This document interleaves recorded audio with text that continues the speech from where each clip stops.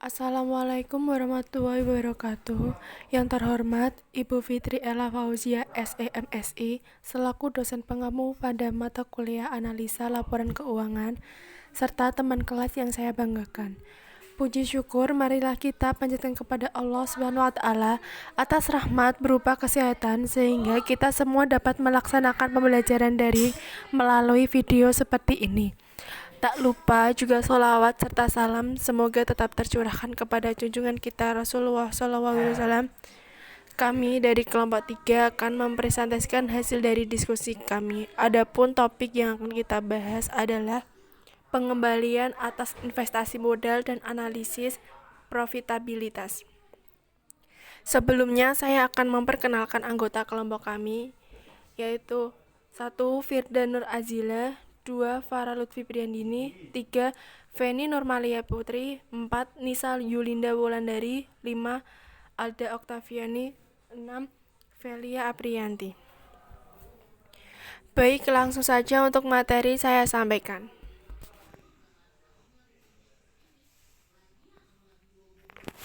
Pengertian investasi modal dan analisis profitabilitas.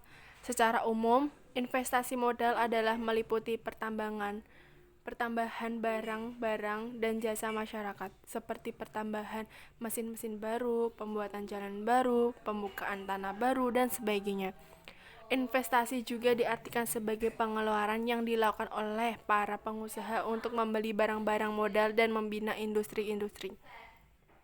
Sedangkan analisis profitabilitas merupakan analisis yang menggambarkan kemampuan perusahaan dalam mendapatkan laba melalui semua kemampuan dan sumber yang ada seperti kegiatan penjualan, kas, modal, jumlah karyawan, jumlah cabang, dan sebagainya. Pengembalian atas investasi modal. Hubungan antara laba dengan investasi modal yang disebut pengembalian atas investasi modal atau return on invested capital atau ROIC, atau pengembalian atas investasi return on investment ROI mungkin merupakan ukuran kinerja perusahaan yang dikenal luas. Ukuran ini dapat 1. Membandingkan keberhasilan perusahaan atas pengelolaan investasi modal. 2. Memungkinkan kita menilai pengembalian perusahaan relatif terhadap risiko investasi modal. 3. Membandingkan pengembalian atas investasi modal dengan pengembalian investasi alternatif. Kemudian, hubungan pengembalian atas investasi modal. Pengembalian ini berhubungan dengan pendapatan atau ukuran performa lain kepada tingkat perusahaan dan sumber keuangan. Dan selanjutnya, berpengaruh pada kecakapan suatu perusahaan untuk mencapai kesuksesan, menarik keuangan, membayar kembali kreditor, dan menghadiahkan pemilik.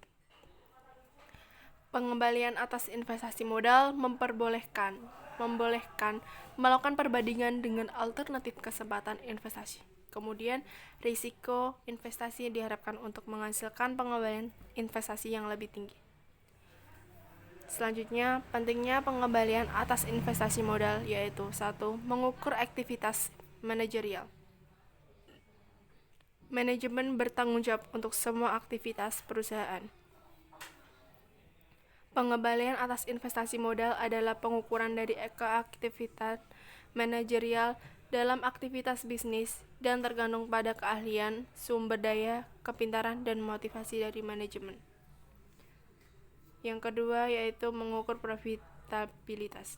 Pengembalian atas investasi modal merupakan indikator dari keuntungan suatu perusahaan yang menghubungkan kunci dari ukuran rekapitulasi, yaitu keuntungan dengan keuangan, dan menyampaikan pengembalian pada modal investasi dari perspektif keuangan yang berbeda.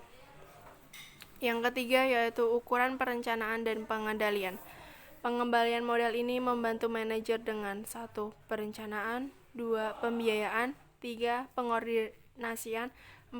Pengevaluasian kesempatan, 5. Kontrol. Kemudian selanjutnya yaitu komponen pengembalian atas investasi modal. Komponen pengembalian atas investasi modal dihitung sebagai pendapatan sama dengan investasi modal. 1. Modal investasi ditegaskan.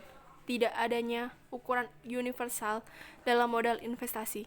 Perbedaan ukuran pada modal investasi menggambarkan berbedanya perspektif pengguna. Yang kedua yaitu alternatif pengukuran dari modal investasi. Pengukuran biasa, Net Operating Asset. Perspektifnya adalah kepemilikan perusahaan seluruhnya, stockholders equity. Yang ketiga yaitu perhitungan modal investasi. Perhitungan biasanya dilakukan dengan menggunakan rata-rata modal yang tersedia pada periode tersebut.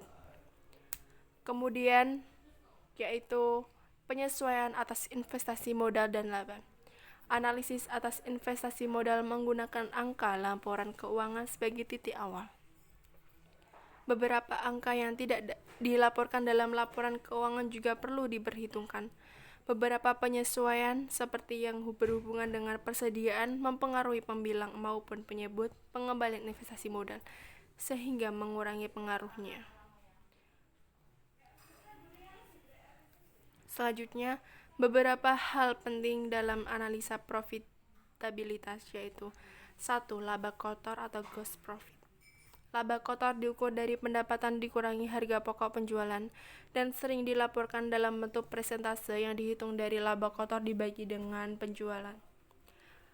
Perubahan laba kotor sendiri seringkali terjadi akibat salah satu kombinasi perubahan berikut. Yang pertama yaitu kenaikan penurunan volume penjualan, kenaikan atau penurunan harga jual unit. Yang ketiga yaitu kenaikan atau penurunan biaya per unit. Yang kedua yaitu beban penjualan atau selling expenses. Pentingnya hubungan antara beban penjualan dan pendapatan bervariasi untuk tiap industri dan perusahaan. Di beberapa perusahaan tertentu, beban penjualan terutama komisi yang sangat bersifat variabel, sementara di perusahaan lain, sebagian besar bersifat tetap. Yang ketiga yaitu beban umum dan administrasi atau general and administrative expense. Sebagian besar beban umum dan administrasi bersifat tetap, kebanyakan karena beban ini meliputi pos-pos seperti gaji dan sewa. Kemudian, hal yang perlu diperhatikan pengembalian atas investasi modal adalah